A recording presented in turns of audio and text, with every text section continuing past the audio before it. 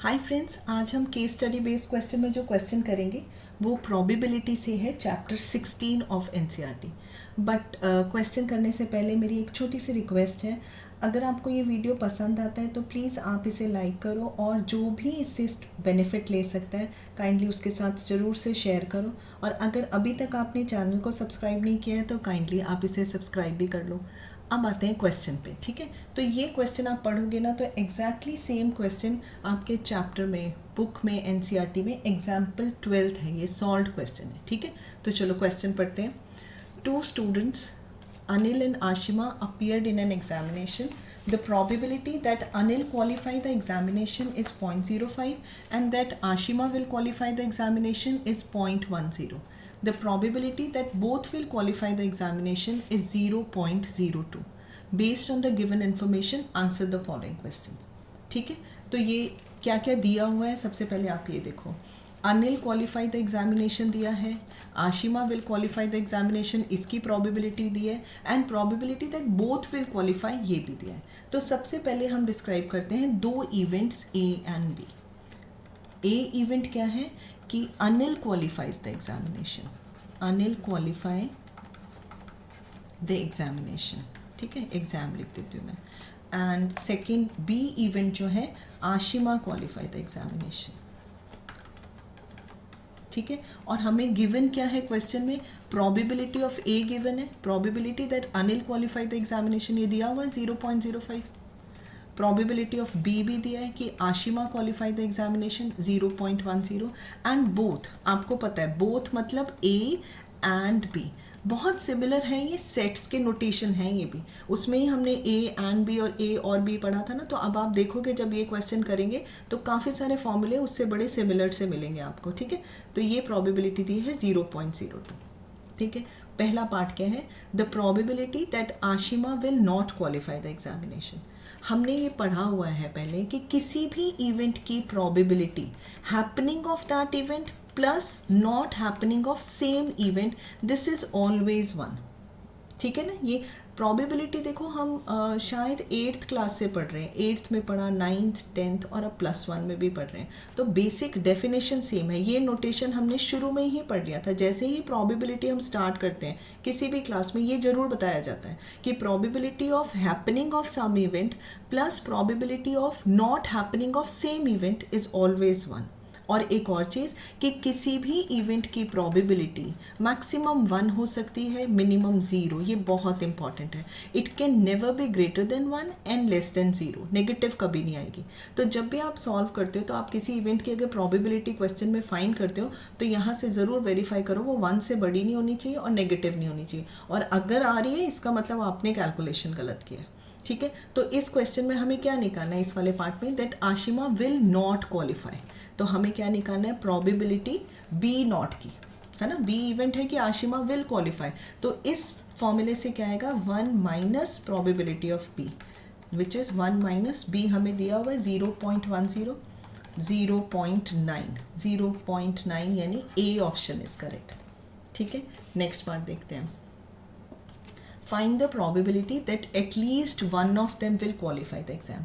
अब यहाँ पे स्टूडेंट्स को ये नहीं पता होता है कि व्हाट इज़ एटलीस्ट। जब हम प्रोबेबिलिटी करते हैं या सेट करते हैं तो एटलीस्ट का मतलब हमें क्या फाइंड करना होता है, तो ये चीज़ आप क्लियर रखो। जब भी हम ए यूनियन बी निकालते हैं, चाहे सेट्स में करें या प्रोबेबिलिटी में, इसका मतलब होता है at least one of them. A और B is same as at least और, तो इस क्वेश्चन में भी हमें क्या निकालना है, प्रोबेबिलिटी ऑफ ए और बी। एटलीस्ट मतलब कम से कम एक तो क्वालिफाई करे, ए कर ले, बी कर ले या फिर दोनों कर ले, एटलीस्ट 1 तो करे ही करे, ठीक है ना। तो ए और बी का हमने क्या फॉर्मूला पढ़ा है, probability of A plus probability of B minus probability of A and B. अगर आप इस चीज़ को रिकॉल करो, सेट्स में सेम फॉर्मूला था, सिर्फ डिफरेंस ये था उसमें हम प्रोबेबिलिटी नहीं निकालते थे, हम उसमें निकालते थे number of elements in the set A union B which is same as number of elements in A plus number of elements in B minus number of elements in A and B. देखो बिल्कुल similar formula है, सिर्फ यहाँ हम probability निकाल रहे हैं, यहाँ एलिमेंट्स निकालते थे, ठीक है। तो अब इसमें हमें everything is given in the question. P A पता है, पी बी पता है और ए एंड बी भी पता है। पी ए है 0.05 बी है 0.10 and A and B given है 0.02। तो देख लो ये कितना हो गया, this is 0.15 minus 0.02 which is equal to 0.13। This is option, this option is correct, B part. ठीक है, थर्ड पार्ट देखते हैं। The probability that at least one of them, again at least है लेकिन क्या है आगे, one of them will not qualify the exam. यानी मुझे क्या निकालना है, एटलीस्ट तो निकालना है यानी यूनियन करना है, लेकिन किसका, नॉट क्वालिफाई द एग्जाम यानी ए नॉट और बी नॉट फाइंड करना है। यहाँ पे बहुत इंपॉर्टेंट है एक डी मॉर्गन्स लॉ जो हमने सेट्स में पढ़ा था। ठीक है, डी मॉर्गन्स लॉ हमने यहाँ पे एक दो क्वेश्चंस में यूज़ करना है, तो वो आपको पता होना चाहिए। देखो डी मॉर्गन्स लॉ क्या होता है, सेट्स में किया था, A union B not is same as A not and B not. ये हमने वेन डायग्राम से वेरीफाई भी करके देखा था। तो देख रहे हो आपने इसमें क्या किया, हमने कैसे निकाला, ये जो नॉट है वो दोनों के ऊपर आ गया और ये वाला साइन इन्वर्ट हो गया, ऐसे हो गया। ठीक है, ऐसे याद रख सकते हो। Same A and B not क्या होता है, दोनों के ऊपर ये इनफैक्ट मैंने गलत लिख दिया, this is A not union B not. Same हुआ, देखो दोनों के ऊपर नॉट आ गया और ये साइन इन्वर्ट हो गया। तो अभी जो हम क्वेश्चन करने वाले हैं इसमें हमें क्या निकालना है, A not union B not, it is same as A, अभी डी मॉर्गन्स लॉ से ए एंड बी का नॉट है ना, according to De Morgan's law. De Morgan's law, पहले तो आप ये समझो ना, इस स्टेटमेंट का मतलब एटलीस्ट है तो यानी मुझे यूनियन निकालना है, लेकिन किसका निकालना है, they will not qualify the exam, तो ए नॉट यूनियन बी नॉट निकालना है। और डी मॉर्गन्स लॉ से वो ए एंड बी का नॉट होता है। और अभी हमने पढ़ा किसी भी इवेंट का हैपनिंग प्लस नॉट हैपनिंग जो है वो हमेशा 1 होती है। तो मुझे क्या निकालना है, A and B not, A and B not एक इवेंट है, उसका नॉट निकालना है। तो वो कितना होगा, 1 minus P A and B. Same चीज़ मैंने यहाँ अप्लाई की है, सिर्फ क्या हुआ है चेंज कि ए की जगह अब मैंने ए एंड बी लिखा हुआ है। ठीक है ना, तो इस इवेंट का नॉट निकालना है तो 1 minus happening of this event. Clear है, तो ये कितना आ जाएगा, 1 minus A and B. A and B हमें क्वेश्चन में दिया हुआ है 0.02, 1 माइनस 0.02 इज 0.98। ठीक है, तो हमारा डी ऑप्शन इज करेक्ट। तो ये चीज़ क्लियर है ना आपको, दो चीज़ें यहाँ यूज़ हुई हैं, एक तो डी मॉर्गन्स लॉ यूज़ हुआ है और ये वाली सिंपल सी एक definition, happening of an event plus not happening of the same event is always 1। तो हमें यहाँ not happening of some event निकालना था, तो मैंने उसमें से 1 minus happening of that event किया और ये प्रोबेबिलिटी हमें बता दी। राइट, बिल्कुल सिमिलर क्वेश्चन फोर्थ वाला भी है। फोर्थ क्वेश्चन है, find the probability that both Anil and Ashima will not qualify the exam. तो पहली बात तो बोथ मतलब एंड होता है और किसका एंड निकालना है, Anil and Ashima will not qualify, यानी ए ने भी नहीं क्वालिफाई किया एंड बी ने भी नहीं क्वालिफाई किया, ये हमें निकालना है। ठीक है, again D Morgan's law, De Morgan's law अभी हमने क्या किया, ए यूनियन बी का नॉट होता है A not and B not, यही होता है। और अब हमें क्या निकालना है, ये, तो this is same as A union B का नॉट। और ए यूनियन बी हमने फर्स्ट पार्ट में निकाला था, सेकेंड पार्ट में इनफैक्ट एटलीस्ट ए और बी था ना, वो कितना आया था, ए यूनियन बी हमारा आया था, ए यूनियन बी हमने सेकेंड पार्ट में निकाला था, दिस इज 0.13 निकाला था। ठीक है, तो अब हमें क्या निकालना है, ए यूनियन बी का नॉट निकालना है और किसी भी इवेंट का नॉट क्या होगा, 1 minus probability of that event.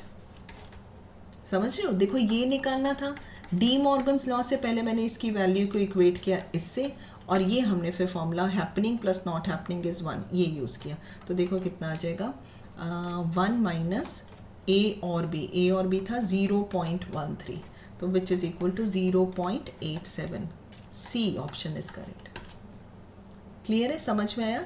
Probability that both Anil and Ashima, both मतलब एंड, विल नॉट क्वालिफाई, यानी ए ने भी नहीं क्वालिफाई करना है एंड बी ने भी नहीं करना है। ये डायरेक्ट हम नहीं निकाल सकते थे, हमने डी मॉर्गन्स लॉ लगाया, इसकी वैल्यू इसके इक्वल होती है और ये होता है 1 minus A union B. A union B हमें पता है, हमने सेकेंड पार्ट में किया हुआ था, होपफुली समझ में आ गया होगा ये। फिफ्थ वाला पार्ट देखो, find the probability that only one of them will qualify. ये इनफैक्ट बड़ा इंपॉर्टेंट क्वेश्चन है, ये पांचों पार्ट्स बहुत अच्छे हैं ये वाले क्वेश्चन, ठीक है, तो काफ़ी इंपॉर्टेंट हो जाता है ये क्वेश्चन। फिफ्थ वाला देखो, probability that only one of them will qualify the exam. इसका क्या मतलब, एग्जाम दे तो दोनों रहे हैं, ठीक है, लेकिन क्वालिफाई एक ही करेगा। कौन करेगा ये हमें नहीं दिया, तो क्या हो सकता है, ए ने क्वालिफाई किया एंड बी ने नहीं किया, तो सिर्फ ए ने किया मतलब, और हो सकता है बी क्वालिफाई कर ले, तो ए ने नहीं किया एंड बी ने किया। तो पहले क्वेश्चन को समझो, उसे मैंने मैथमेटिकल स्टेटमेंट में कैसे लिखा है, only one of them will qualify, यानी ए ने क्वालिफाई किया बी ने नहीं किया, तो ए एंड बी हो गया, और मतलब प्लस, ए ने नहीं किया एंड बी ने किया।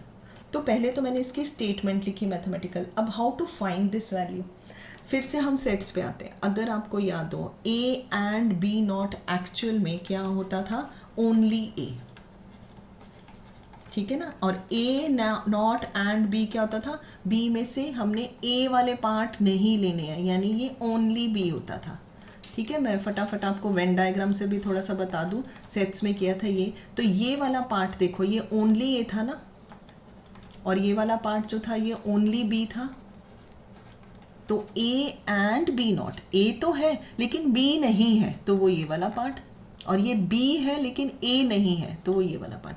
अब इससे बहुत क्लियर हो जाता है कि ए एंड बी नॉट हम कैसे निकाल सकते हैं।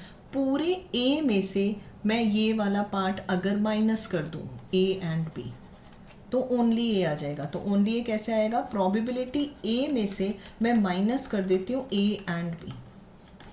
क्लियर है बात। पहले तो ये चीज़ समझो कि ए एंड बी नॉट होता है ओनली ए, और ओनली ए मतलब पूरे सेट ए में से ए एंड बी हटा दो। सेम वे में ये ओनली बी में कैसे करोगे, पूरे सेट बी में से आप ए एंड बी सबट्रैक्ट कर दो, तो आपको ओनली बी मिल जाएगा। अब ये सारी वैल्यूज़ आपको गिवन है क्वेश्चन में। प्रोबेबिलिटी ऑफ ए था 0.05, ए एंड बी था 0.02, प्लस प्रोबेबिलिटी ऑफ बी था 0.10 और ए एंड बी अगेन 0.02, तो ये आ जाएगा आपका 0.03 प्लस ये हो गया 0.08, तो 0.11 बी ऑप्शन इज करेक्ट।